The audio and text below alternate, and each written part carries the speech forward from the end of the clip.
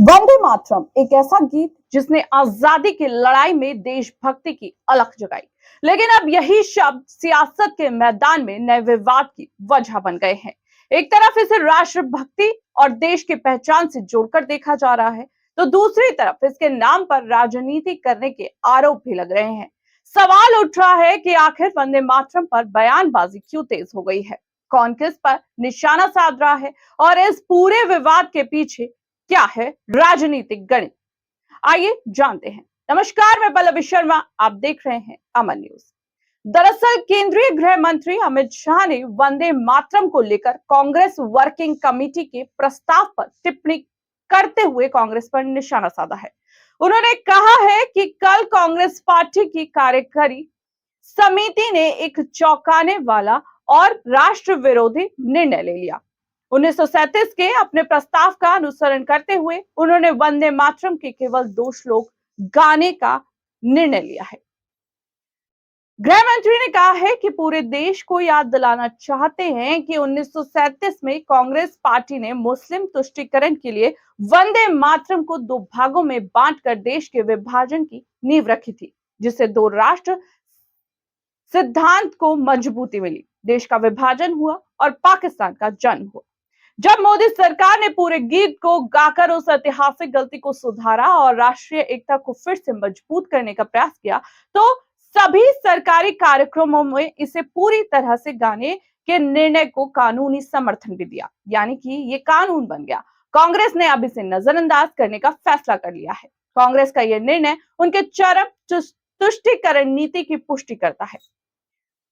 गृह मंत्री ने आरोप लगाया है कि कांग्रेस वोट बैंक को खुश करने के लिए और न केवल स्वर्गीय बंकिम बाबू की अमर रचना का अपमान किया है, बल्कि लाखों शहीदों का भी अपमान किया गया है, जो वंदे मातरम के लिए शहीद हुए थे, देश की आजादी के नारे लगाते हुए फांसी पर चढ़ गए थे और कई साल जेल में भी बिताए। आज कांग्रेस पार्टी 1937 के अपने प्रस्ताव का सम्मान तो कर रही है, लेकिन संसद द्वारा बनाए गए कानून को नकार भी रही है। गृह मंत्री ने कहा कि मुझे आश्चर्य होता है कि राहुल गांधी के नेतृत्व में कांग्रेस पार्टी एक बार फिर से तुष्टीकरण की राजनीति को बढ़ावा दे रही है। देश पहले ही वंदे मातरम को 2 भागों में बांटने की गलती कर चुका है और उसके परिणाम भी भुगत चुका है। अब देश को कांग्रेस पार्टी के इस फैसले के खिलाफ एकजुट होना चाहिए और कहना चाहिए कि उनकी तुष्टीकरण की राजनीति अब नहीं चलेगी।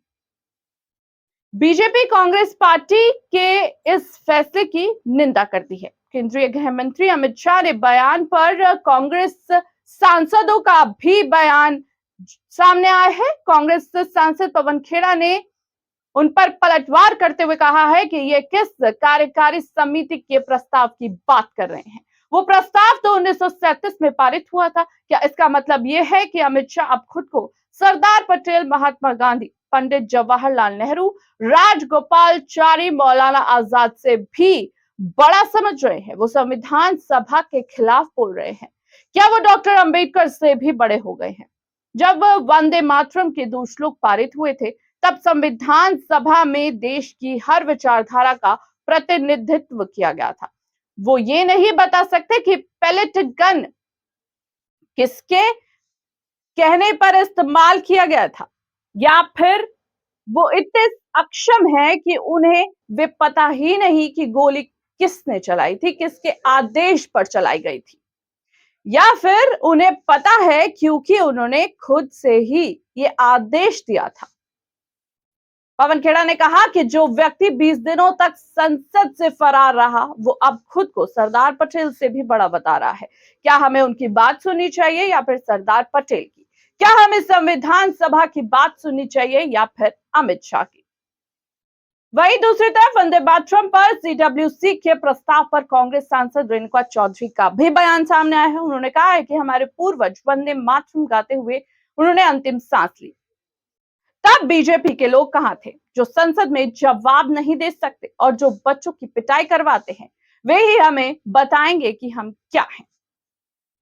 खैर, वंदे मातरम को लेकर शुरू हुआ यह सियासी घमासान अब राजनीतिक बयानबाजी तक पहुंच चुका है। पक्ष और विपक्ष अपने अपने तर्कों के साथ मैदान में हैं, लेकिन बड़ा सवाल यही है कि राष्ट्रीय गान और देशभक्ति से जुड़े मुद्दों पर राजनीति कितनी सही है।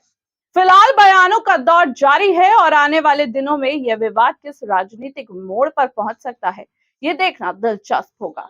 इस पूरे मामले में आपकी क्या राय है, आप भी हमें कमेंट करके जरूर बता सकते हैं।